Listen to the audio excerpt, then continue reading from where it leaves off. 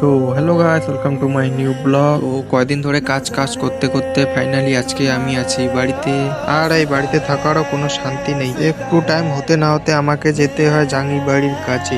আমাদের অল্প একটু জমিতে লাগাবে শসা। তো আমিও বাড়িতে বেশি সময় নষ্ট না করে চলে যাই কাজে। সবার প্রথমে বাঁশগুলোকে খুঁটির সাথে ভালো করে বেঁধে নিতে হবে। তো আমাদের জাঙ্গির বাঁশগুলো কিছুটা এরকম ছিল আর আমি এরকম করে দেই। আর এই যে আমাদের শসার চারাগুলো এইবার একটু দেরিতে লাগানো হয়েছে, সে কারণে ছোটই আছে গাছগুলো। তো 2টা পর্যন্ত কাজ করার পর খেয়ে দিয়ে চলে যাই আমি মাঠে। বুটগুলো পরে বলটা একটু মারতে না মারতে একটু পরে চলে আসলো বৃষ্টি। তো আজকের মতো আমাদের খেলা শেষ।